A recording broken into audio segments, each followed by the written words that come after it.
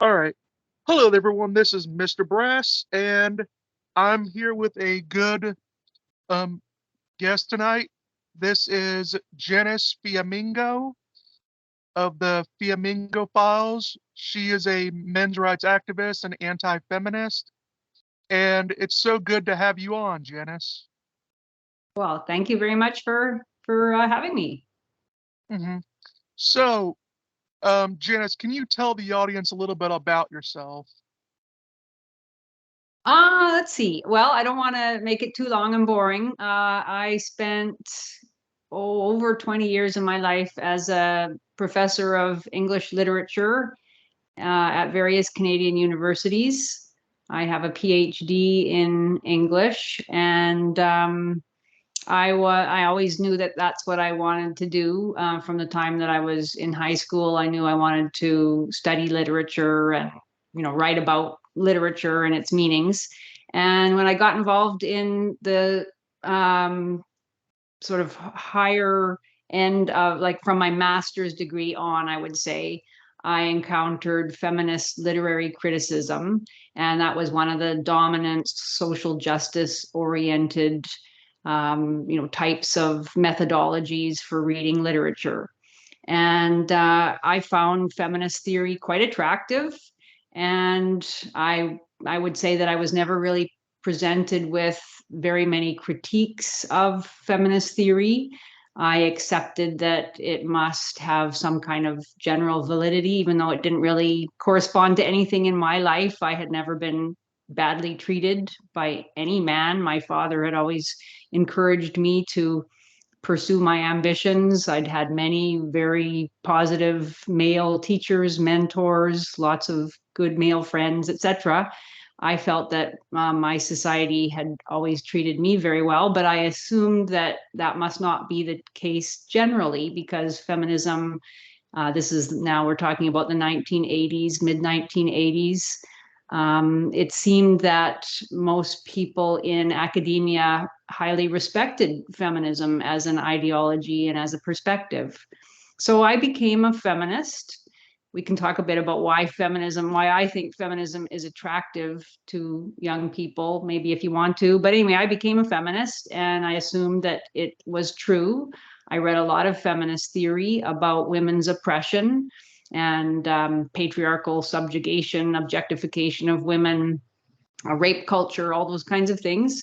And it really wasn't until I started teaching in my first years in a tenure stream position at the University of Saskatchewan that I began to feel kind of embarrassed by feminism in the sense that, well, first of all, because I looked out at the young men in my classes and it didn't seem to me that they were, as feminist theory said, they were privileged in any manner at all. In fact, quite the opposite. It seemed to me that they were disadvantaged in all sorts of really quite unforgivable ways, forced to bear the alleged sins of their forefathers on their own shoulders, so that a 19-year-old guy at university who had never oppressed anyone in his life had to be ashamed about being male and had to take a step back and allow his morally superior sisters to come forward to lead the world because they would allegedly do such a better job than his sex had done so far.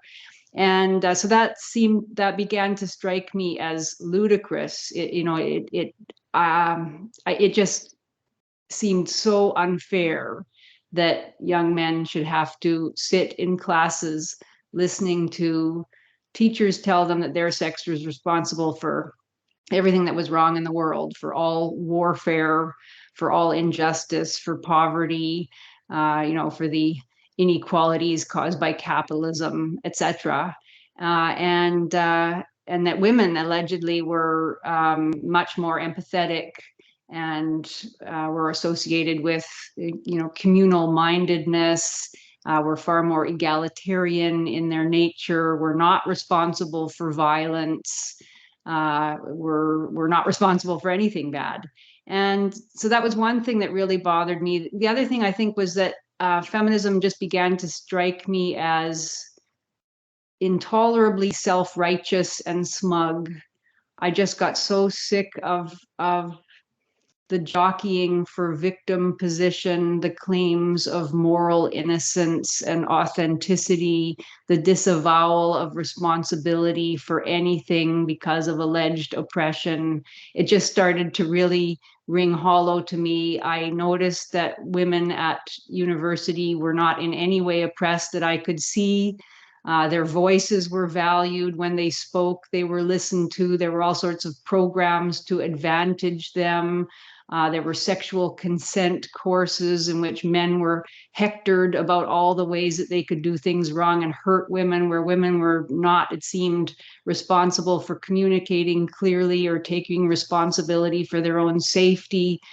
There just seemed to be, it just started to strike me that there were so many things wrong with the ideology. I started to draw back from it at that point. And that was the start of my journey away from feminism. And I became, just more and more kind of alert to the ways in which feminism really was, even though it denied it, a hateful, unjust ideology interested in group vengeance and not actually interested in truth at all, full of lies and misrepresentations. So I guess that's it. Yeah.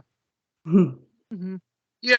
And it is interesting. I did like how you went over the history of feminism and how even from its earliest days, you can see some of the same extremism that we see currently with feminism. Yeah. And yeah, like you talked about Stanton, and Susan B. Anthony was another one of them. And Yes. I always just found that a bit interesting. Yeah, and that for anyone who's interested, I have a video channel at Studio B. It's actually my friend Steve Brulet's channel, but it attempts to elucidate the history of feminism and to show that there never was a good feminism that was just interested in equality and basic opportunities and citizenship rights for women. We're always told that there was this better feminism, and it went wrong at some later point. It went wrong in the second wave, or maybe in the third wave or the fourth wave.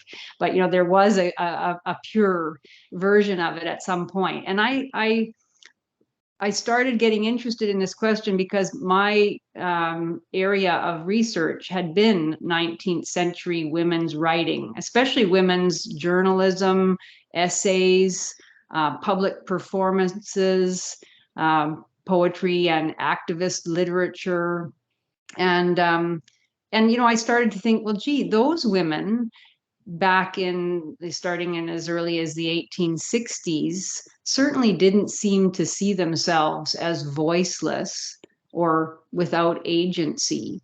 And they did have an impact on their societies. They wrote about various social causes ranging from slavery to the mistreatment of animals, to environmentalism, to alcoholism, and women's rights, of course, women's right to higher education, their rights in marriage, their ability to enter the professions, of course, the right to vote. And they wrote about those things with the confidence that their whole society would be very interested in what they had to say. And indeed, their society was interested in what they had to say, and they were able to impact their society in profound ways. So I was aware that there were all sorts of women writing from the 1860s onward. That was just the period that I was looking at, who were not voiceless in any way. And I started to look into what feminism was alleging at that time. And I was very struck as I started doing the research for my Fiamengo file series by the anger and the absolute dismissal of the entire history of humanity as a male plot against women.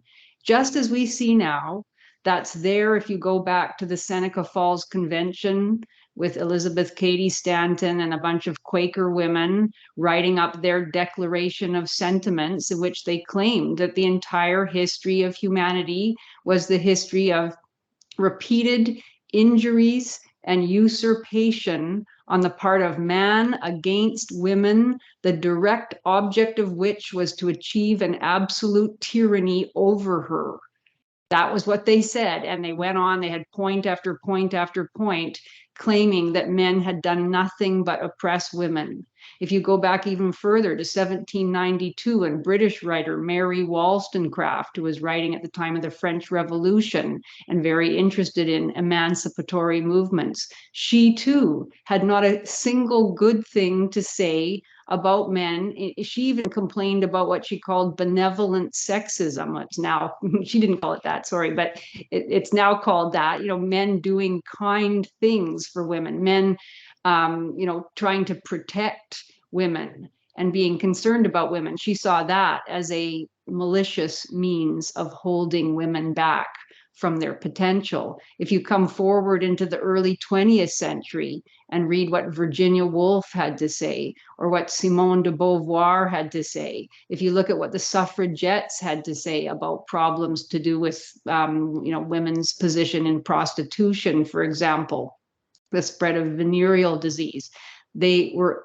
filled with abhorrence for male sexuality and saw nothing good in the male longing to be with women, either in general terms in the wider society or within the home, the desire to destroy the family as a site of oppression, the conviction that men always hurt women even when they appeared to love and protect them.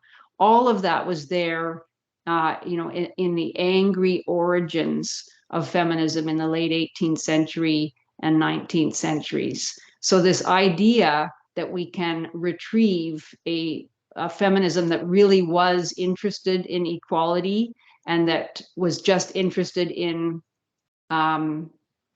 allowing women to take up the burden of citizenship. I mean, there were individual women who believed that, but the feminist movement as a whole and its leaders were always deeply angry at men and always had this kind of revolutionary fervor and desire to destroy the family.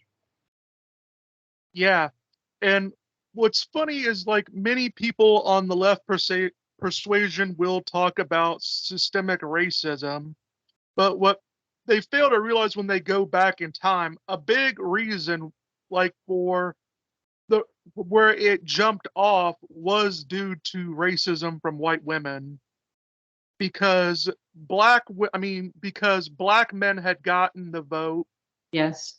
primarily because of the fact that they fought in the Civil War, Hmm. and so as a sort of reward, they got the vote, and that created a big movement where white women, especially of the educated class, were saying, "Well, wait, you're going to have these inferior men voting, and we're not."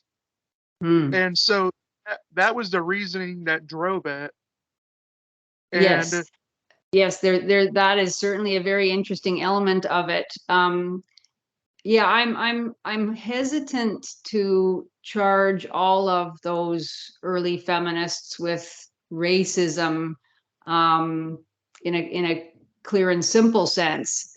Many of them got their start as activists in the anti-slavery movement. Elizabeth Cady Stanton, for example, was a passionate anti-slavery activist, and her husband was as well.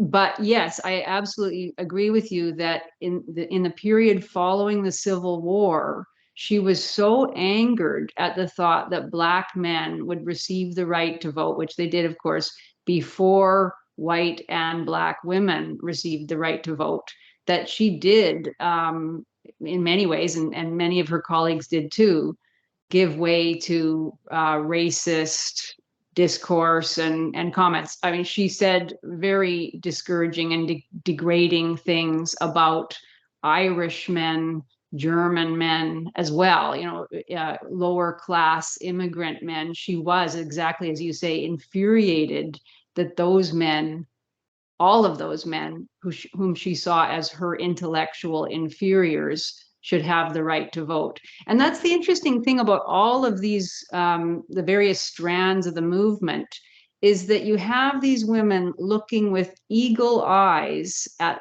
their own disadvantages and infuriated at any political disabilities, but never recognizing the fact that men had responsibilities that women didn't have. And as you say, Black men fought in the Civil War. That was how they earned the right to vote. And all men, of course, had to bear that burden, the knowledge that at time of war, they would have to sacrifice themselves if necessary to be maimed or to be killed in defense of their country. Women were never expected to shoulder that burden, and they weren't very interested in shouldering that burden. So yeah, I think, for me, it comes back to this idea of the victim mentality that was there at the heart of feminism, even in that early period with Stanton and Susan B. Anthony and the various others who were involved in that first wave movement, that they became so obsessed with their own sense of injury and disability that they could not, even though they were passionate anti-slavery advocates, they could not see that Black men might have a higher right to the vote than they had in the late 1860s. They were so consumed with a Yeah, sense of their own ultimate grievance and victimization. yeah. Well, I mean, a thing that people often forget is that being an abolitionist did not necessarily mean not being a racist, Yes. because Mm-hmm. there were there were abolitionists that were more abolitionists for economic reasons that really didn't have anything to do so much about Black people themselves. Um, where some abolitionists, they said, well, look, these Black people are taking these Black slaves are taking all of our jobs. The only way that we're going to have a shot of even being able to compete with them is if we end slavery. And that was sort of for more economic abolitionist, where they sort of reasoned it from that. And do you know who Carrie Chapman Catt is? I do, yes. I haven't looked into her writings in any detail, but I certainly do. I do know who she is. Anna Howard Shaw as well. Yes, and yeah, both of them expressed racist views in defense of women's right to vote. I would say that certainly Elizabeth Cady Stanton did object to slavery on the grounds that it was a intolerable human evil. She absolutely believed it was morally wrong. I think in her Yeah, case, she simply could not accept that Black men had a greater right to the vote and a greater need for it, even though she was very close friends with Frederick Douglass, the famous orator and escaped slave, who had actually been present at the Seneca Falls Convention, the first women's rights convention, and had himself spoken in favor of women's suffrage, women's right to vote. And yet she had a falling out with him because he tried to argue with her that if Black men could vote, that would necessarily mean that they would be concerned about the rights of Black women and that their vote would take into account the needs of Black women, and that when men voted, women's needs were not entirely absent from consideration. But she wouldn't listen to his argument. She would not listen to his argument that the need was greater in that post-Civil War era. She was just so consumed with her own sense of priority. yeah. Well, I mean, a thing that I often get about Frederick, I mean, well, not about it all, is like I asked about Carrie Chapman Catt Mm-hmm. because she was founder of the League of Women Voters. And this was like a quote that she had said when she was like campaigning. And she had said, white supremacy will be strengthened, not weakened by by women's suffrage. And So I definitely think that, I mean, a lot of people that would defend her are saying, well, that was a campaign sort of thing where she was, I believe, trying to gain support in the South over here. So Yes. she along with that in order to get them to side more on her side. But I do still think it's interesting how that sort of thing works out. And what people often don't realize is that even though America does have a strong individualistic component, a thing that always had a more collectivist component, or at least in terms of responsibilities, was when it came to voting and when men had the vote and women didn't. Because when men had the vote and women didn't, in many places that gap was only like maybe 2 or 3 years where men Mm, could vote and women couldn't. But whenever that was the case throughout history, it was never men voting in like as an individual. What it right. was typically seen as is that men were voting as representatives of their family. Hmm. So Yes, by absolutely. Yeah. yeah, so by consequence of them being a representative of their family, they would have to take into consideration their their wives and children as that Hmm. sort of job of being a representative. Yes, And absolutely. And you know, in the 19th century, there were many men, of course, who could not vote. There were property and income qualifications, both in the United States and even more so in the United Kingdom, that barred poor men from voting. And there, you know, the idea always was that voting was a privilege only for those who had a stake in the social order, and it was also the case that even when women didn't have the right to vote, there were almost no reforms that women lobbied for that weren't passed by all male, Congress, um, or Parliament. And so it simply wasn't the case that male voters and male politicians didn't care about women's desires or women's demands. They certainly did. And that is something I think that most people have no idea about, the fact that many men were voteless, that women had been able to vote at the local level for many years. It was quite common for women to vote in like school board elections, in municipal elections in the United States. In various states, the franchise was extended to women before. It was only at the federal level that women weren't allowed to vote throughout the 19th century. And certainly in the United Kingdom, there were many men who couldn't vote right up until the same time that women won the right to vote. So yeah, this notion that all men had the vote, for hundreds of years, while all women were voteless for that period, and this evident, demonstrable injustice, simply isn't true. It's a much more complex system than that. well, yeah.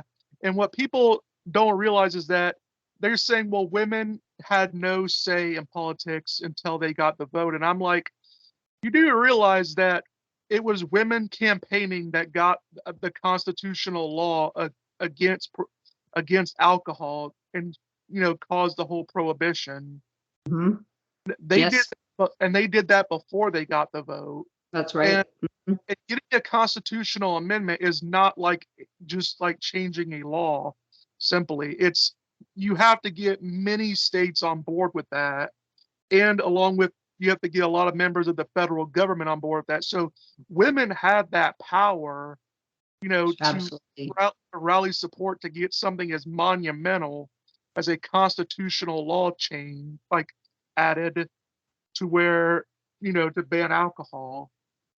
So, and that was actually a big argument that many anti-suffragette women made back then, where they said, well, look, we don't really need the vote because we already campaign and we get all this stuff passed anyway. And they gave a whole like list of here are the all the policies that we wanted to get for women. They said, well, look, we went up to the politicians and we lobbied a bit, and they just gave them to us. So they said, like, well, why do we need the vote then if we can just lobby and get what we want from them anyway? Absolutely. And if you read the Declaration of Sentiments, it mentions various disabilities that the signers of that document alleged women labored under. But many of the things that it talks about were in the process of being changed in the mid 19th century.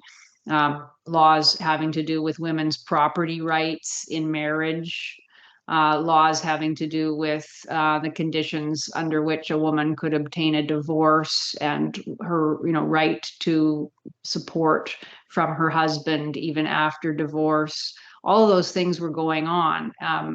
Male politicians were very concerned about those things and quite active in responding to women's demands. So yes, it's absolutely not true that simply because they were voteless, women were powerless. And indeed, some anti-suffragist women claimed that it was the very fact that women didn't have the vote that meant they were, they had a different kind of political status. They weren't they didn't belong to one party or another, so they were nonpartisan, and they could take up issues and campaign on behalf of them, write about them, speak about them in a nonpartisan manner. And many women felt that actually gave them more power and influence, precisely because they could be objective and nonpartisan. So yeah, again, yeah, it was complex, and the notion that women were voiceless or that women had no impact on how their societies were organized is simply not true. And if you look back at the record of women who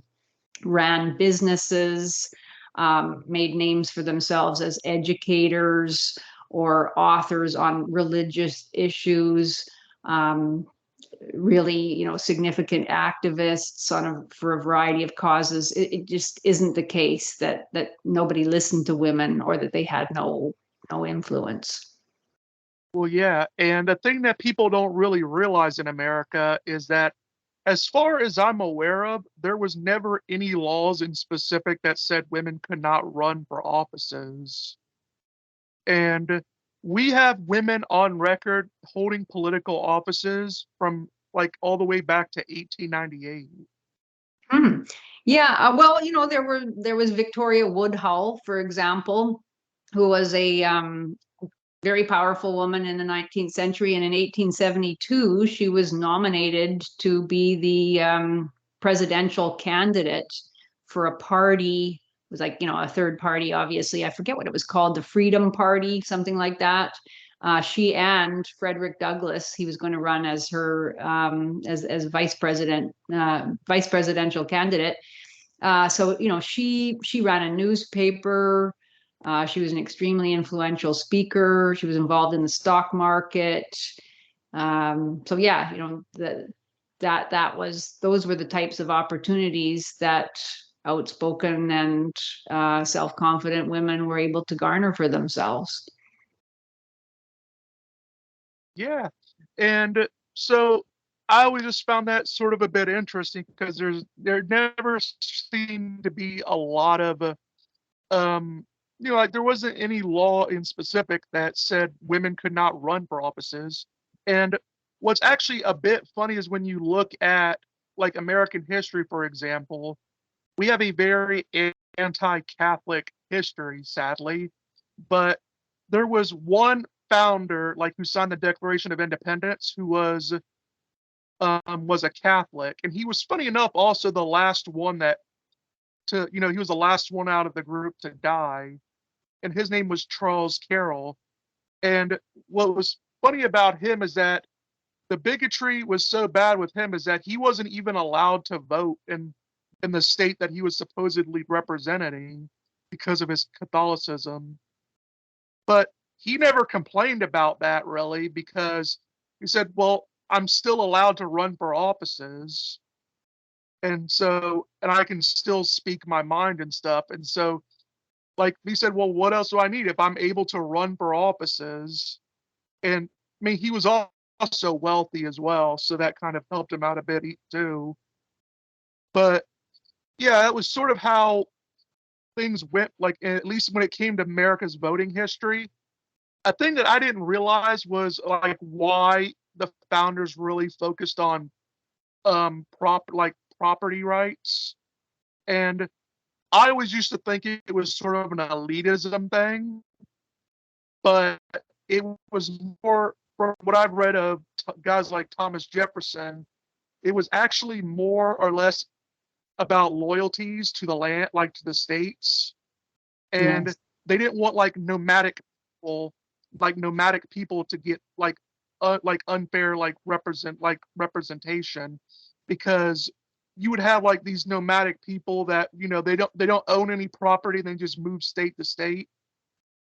And so property rights were sort like the property requirements was in order to kick them out and encourage people to get more property. Yeah, I And mean, I didn't I'm realize.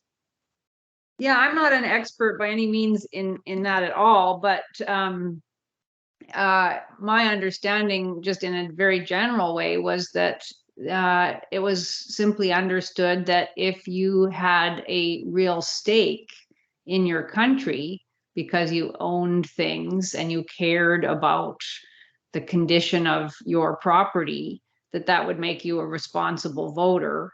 And you wouldn't be able to vote in things that you wouldn't also be paying taxes, for example, in order to support. So it was the idea that you shouldn't be able to make decisions about major decisions about the direction of your country without also having a stake in being responsible to that country. And so I think that was partly why there were these property qualifications as well.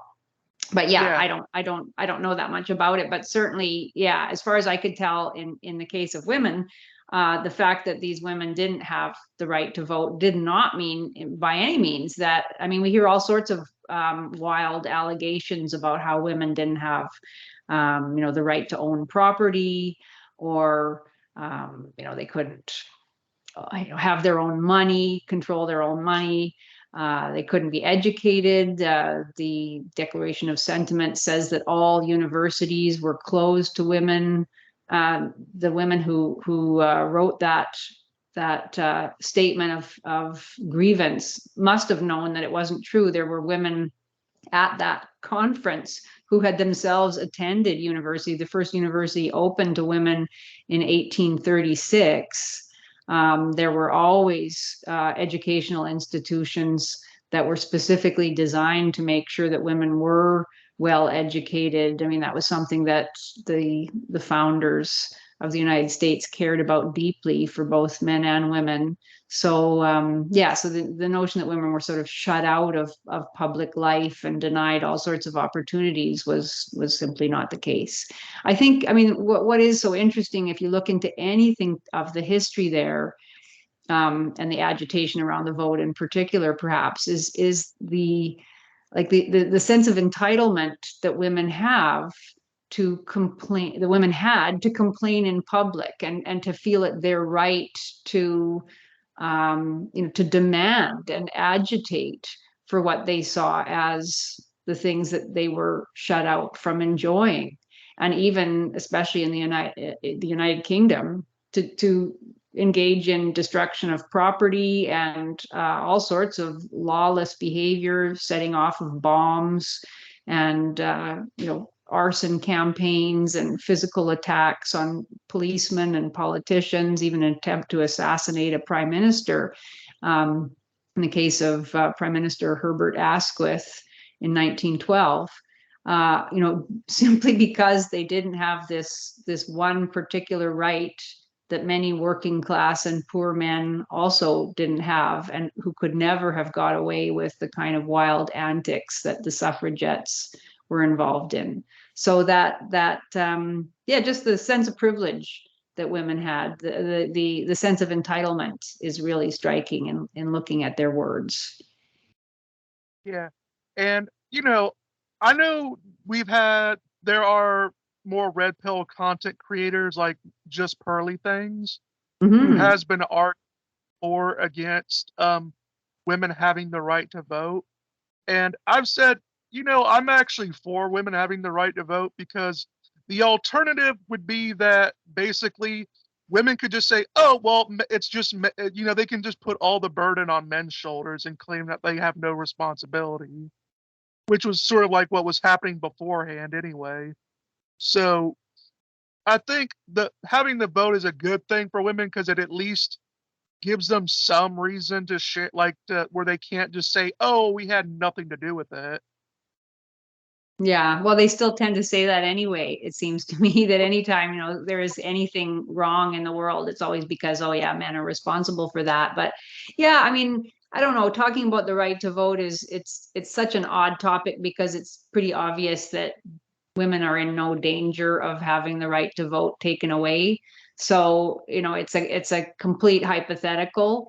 Um, One of the things that is striking about women's voting patterns is how um, generally uninterested women are in the kinds of things one would hope that a citizen would be interested in order to be a responsible voter.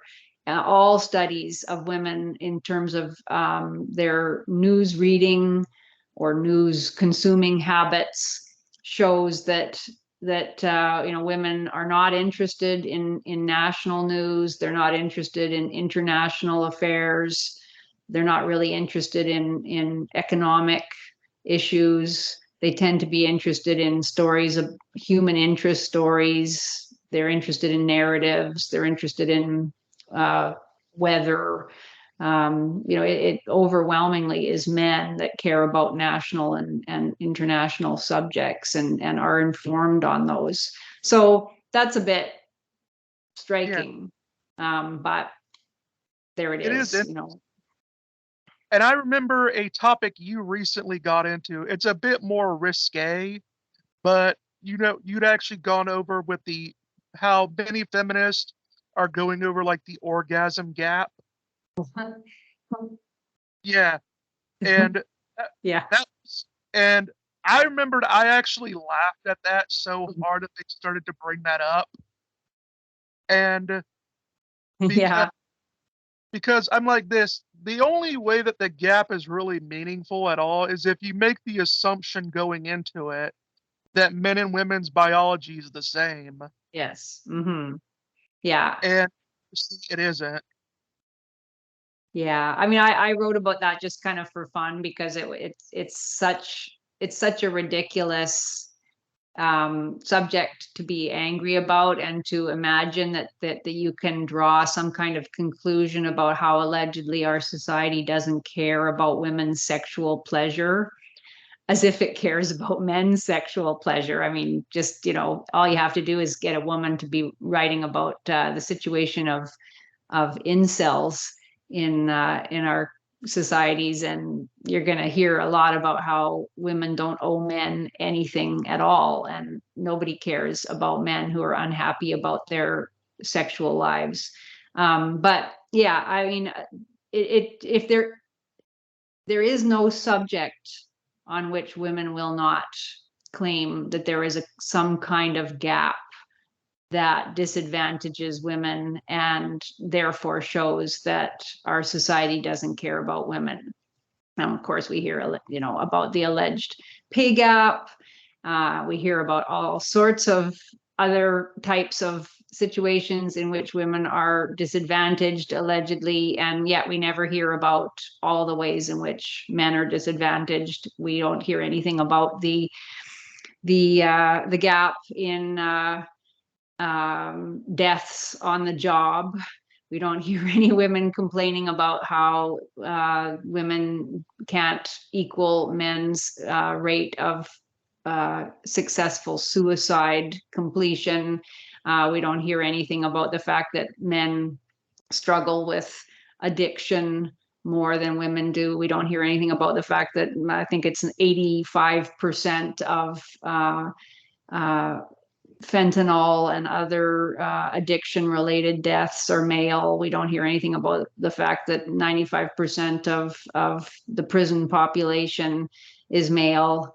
We don't hear anything about the fact that about 75 to 80% of the homeless population is male. There's so many gaps that favor women, and there's absolutely no interest in equality when it comes to those sorts of things. So yeah, I find that really well, just so hypocritical, and so much giving the lie to the idea that feminism is about the liberation of both men and women, or that feminism has anything to do with equality or making men's lives better. It so clearly doesn't.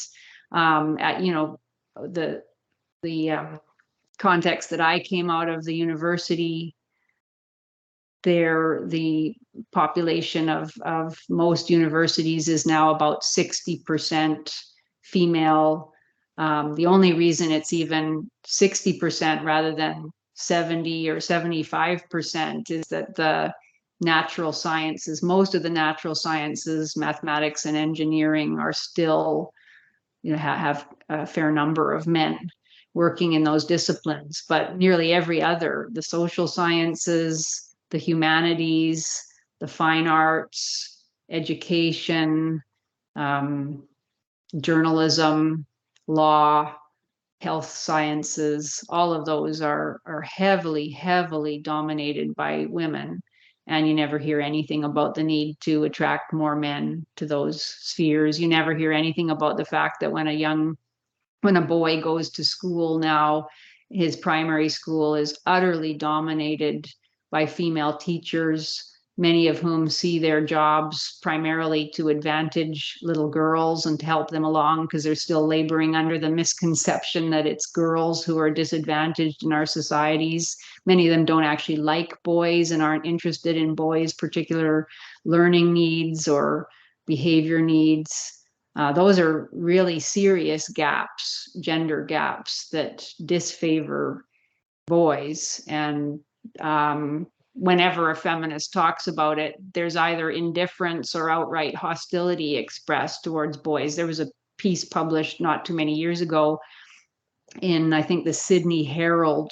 Can't remember the name of the feminist author now, but her point was that if you want boys to do better in school, we should, as a society, stop, as she put it, giving them a leg up in the outside world. She felt the boys didn't bother to try very hard at school because they knew they were always going to do well anyway, because they were advantaged by their male privilege. And it was only if we finally would take that away that maybe boys would try harder in school, because they'd have an incentive to do so. It was such utterly blind, bigoted nonsense to be published in an allegedly respectable newspaper. It was so hateful and so uncaring, and that's just standard, of course. So my writing about the gendered orgasm gap was really just a bit of fun, pointing out the nonsense of these kinds of alleged studies. And yeah, and for the gender pay gap, what people don't realize is that a lot of that pay gap, really more so, even when you factor in like all the experience stuff, but really, the biggest factor that I can see that contributes to it is basically mothers and fathers. And if you compare, let's say, but average woman with no children and single versus the average man that is Yes, single with no children, the women actually out earn the men. they do. Yeah, every study that's done lately. Well, I mean, this is the case now. Women born after 1978 are doing better than men. If you factor out, as you said, the issue of women who have children and who take time off out of the workforce.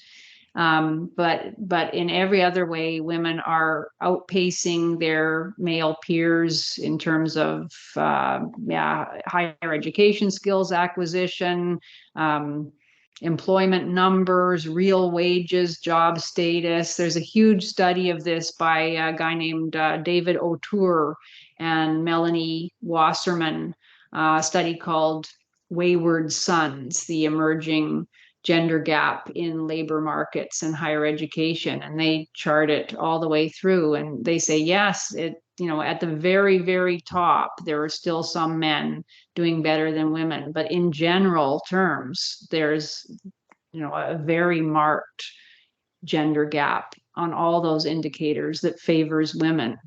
And yeah, most feminists are not the least bit interested in addressing that reality at all. And yeah, I'm not an expert on the pay gap, but it's so obvious that there are all sorts of reasons why it is that men work more overtime, they take more dangerous jobs, they work in jobs where they don't get to sit in an air-conditioned office.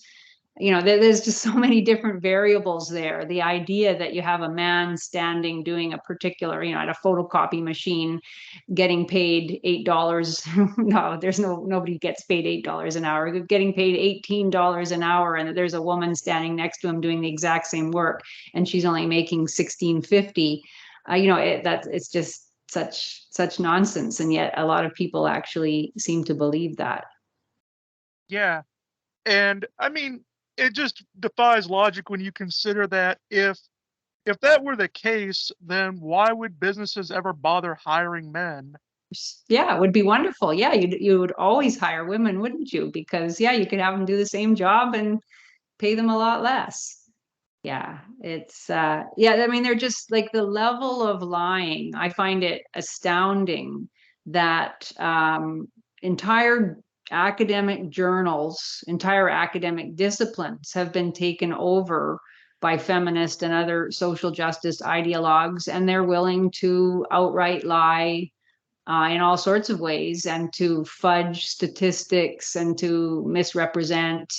And it's a terrible problem, because I think most people still believe that if you read a peer-reviewed journal article in a seemingly respectable, scholarly journal, that it is going to tell the truth. And they don't. They outright lie. I've started to try to look into some of these studies. I have a piece in my Substack from a month and a half ago about a huge campaign in my hometown of Vancouver, Canada, claiming that all sorts of women who are victims of intimate partner violence are experiencing traumatic brain injury. And this was a huge campaign. They brought in former Vancouver Canucks team captain Trevor Linden to talk about his experience of having a concussion.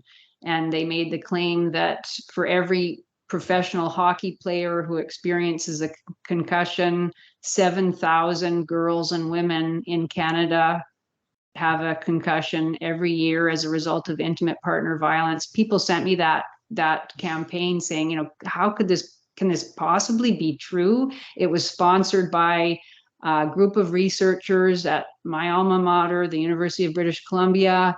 It was sponsored by the YWCA, which is a taxpayer funded to the tune of millions of dollars every year organization. And I looked into the studies that they claimed supported these staggering figures. And they're talking about 300 to 400,000 girls and women every year in Canada having traumatic brain injury as a result of being beat up by their intimate partners. I looked into the studies that they said supported that, and it just wasn't true. They were just making things up. The one number in particular, they said that 4 out of 10 women in Canada experience intimate partner violence. That was based on a government survey that counted all sorts of things as violence that aren't actually violent, that you could call abuse, like being called names or having somebody punch a wall during an argument, or having something thrown at you that might have hit you, that might have hurt you if it had hit you. They counted everything that you could possibly think of as abuse. They counted that as violence. And then they took that number, 4 out of 10 will experience violence in their lifetime, and said that up to 92% of that number could experience traumatic brain injury as a result. So that means that 3 out of 10 girls and women in Canada are going to experience traumatic brain injury. I mean, it's just so crazy. And the way that where they got that 92% was they had a study that referred to another study that found that of women who had been severely abused and who had traumatic brain injury, 92% of those had received the traumatic brain injury from intimate partner violence.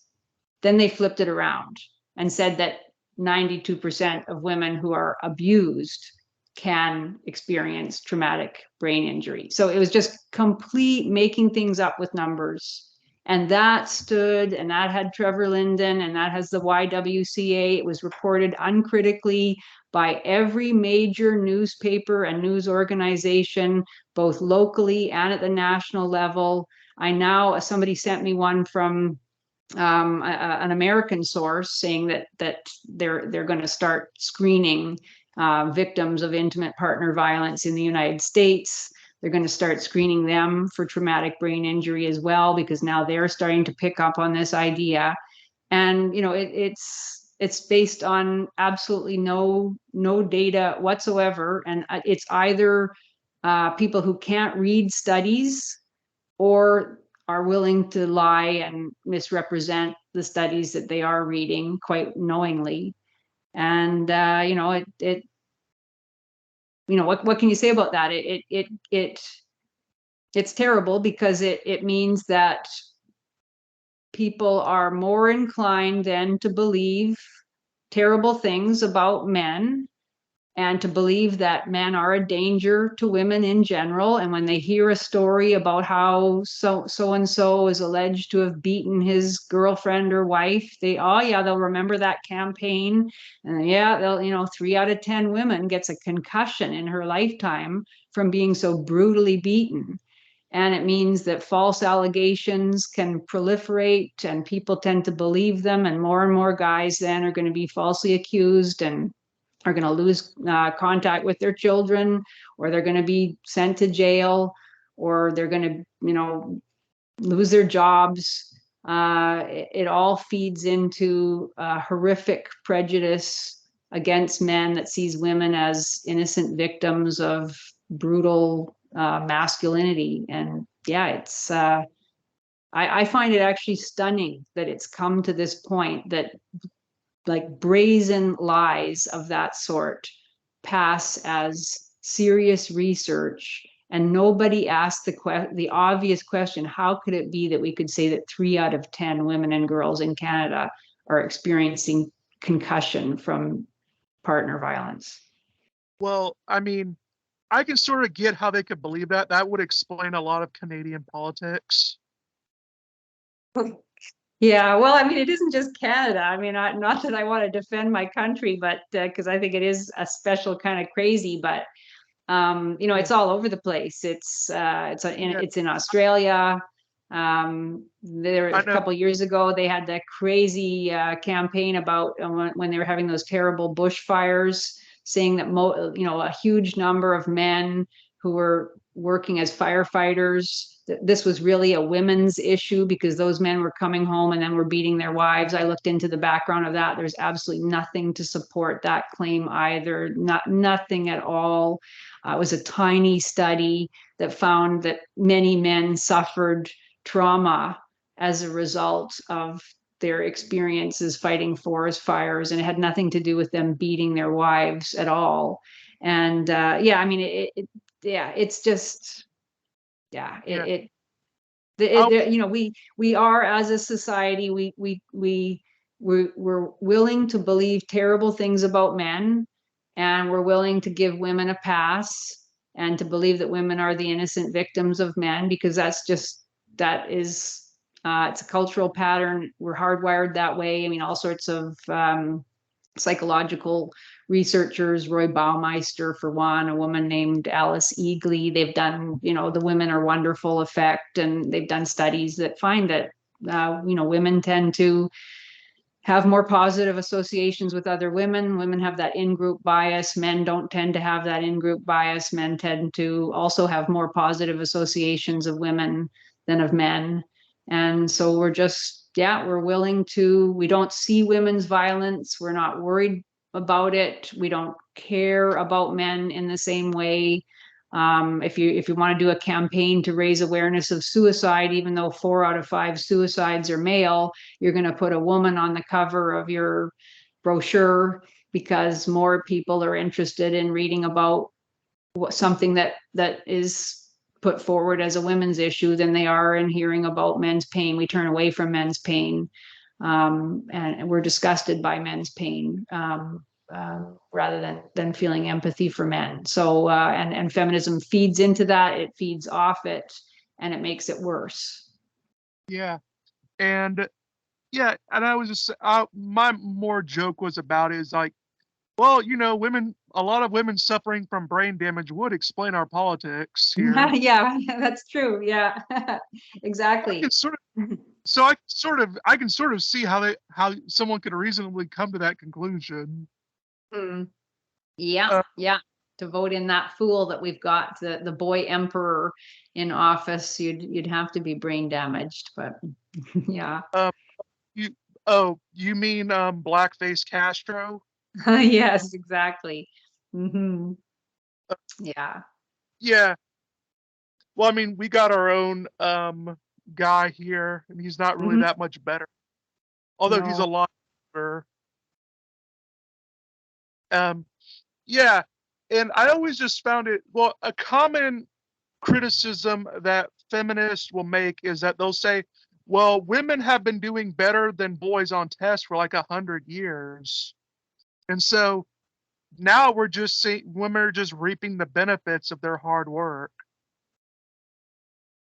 Yeah, well, I might be inclined to believe that if it weren't for the decades and decades of affirmative action and equity hiring that has been going on, and all of the special scholarships, the drive to promote women into particular elite positions, etc. I mean, if women are doing so much better and are advancing on the basis of their hard work, then that's fine. I mean, I grew up believing that that was the kind of society I wanted to live in which merit was the thing that mattered. And I certainly didn't think that anyone should be barred from making a contribution to their society, because of color of their skin or what sex they were or whatever.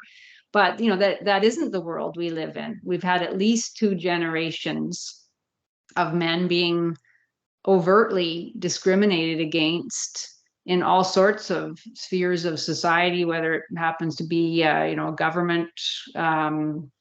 government contractors, any kind of government position, university position, large corporations of all sorts. There have been overt discriminatory methods used. Even now, if you look through job advertisements at various universities across the world, in the Western world, there are all sorts of positions that are only open for women, or where affirmative action policies are in place. Um, of course, that's been going on in university admissions. The Supreme Court, of course, in the United States has just recently struck that down, but I don't think universities are interested in admitting students solely on the basis of merit. They're going to find ways to work around the prohibition on affirmative action. I mean, I find that astounding. Again, I find everything astounding, but that one I find, really, really amazing that white men in particular, have had to just face the reality that in all sorts of areas that they might choose to invest their energy in, that they're going to be discriminated against because they're white and they're male. And yeah, I think it's a recipe for disaster in all sorts of ways, to be hiring people not on the basis of competence, but because they fill some kind of equity criteria. Uh, and talk about creating rancor and bad feeling in workplaces, both because you might be somebody who thinks that the person who was hired, the woman, let's say, who was hired, wasn't hired because she was the best person for the job, and because the woman knows at some level that she wasn't hired because she was the best person for the job. What's that going to do to her? I mean, I think we don't do any advantages, or we don't do any favors to women in not holding women to a high standard and not making them actually achieve what they're being given. We don't hold women to a high moral standard. We don't hold them to a high standard of excellence. Once women are hired into various types of positions, it's extremely difficult to fire them because, of course, every employer is aware that he's likely to get slapped with some kind of discrimination lawsuit.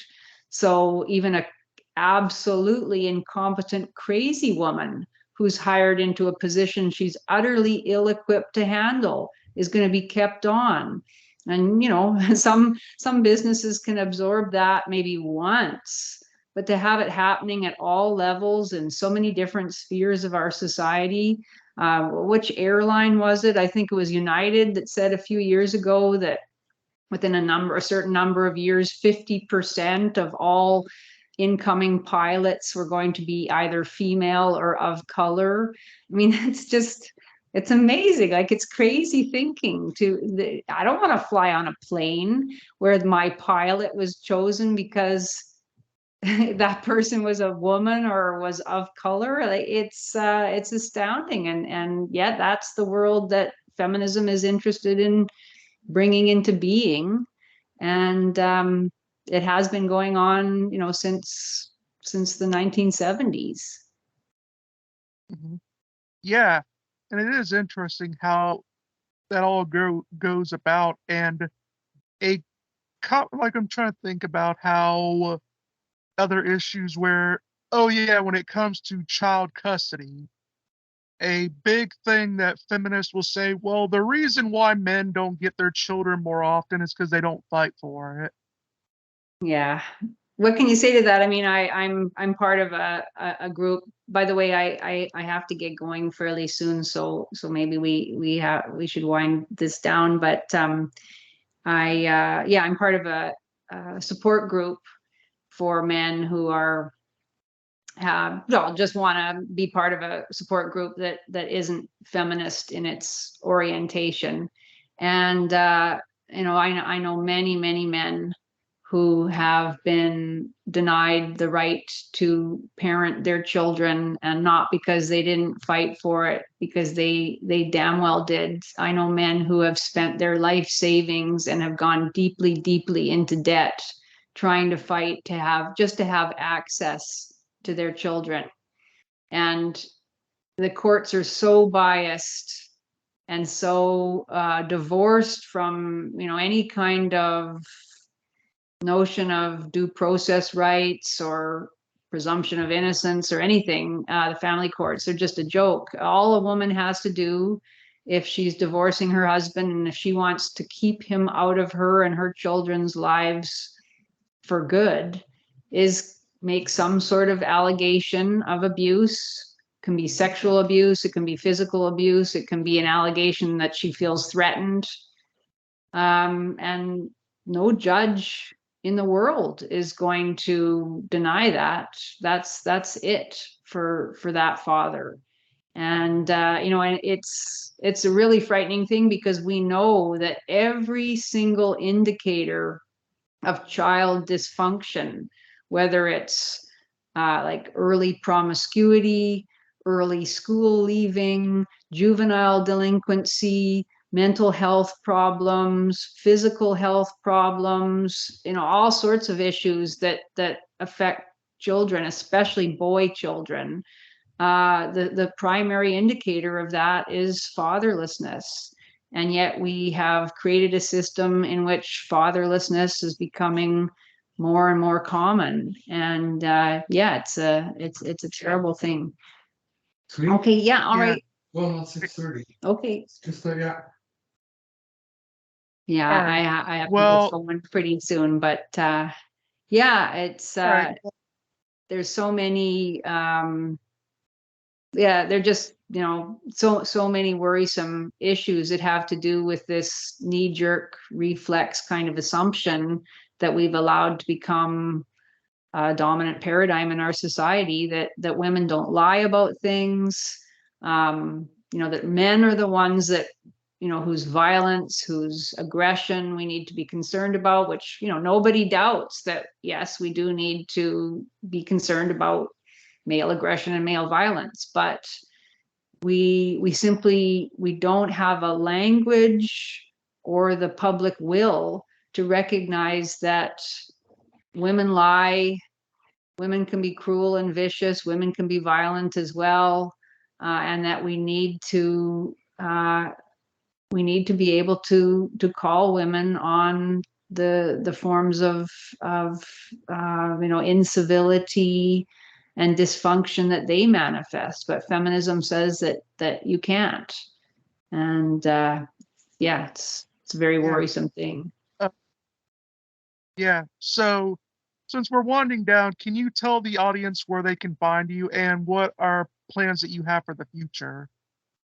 Well, I'm writing a book on the history of feminist thought, not on the history of feminism, which would be a larger project, but the history of feminist thought. So that's my big project right now. I have a Substack, Fiamengo file.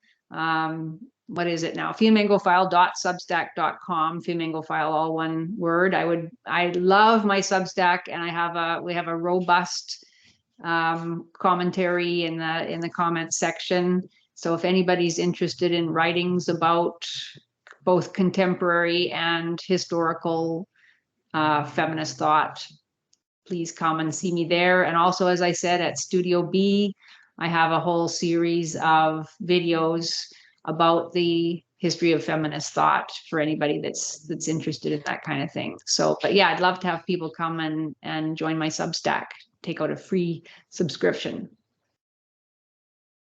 All right.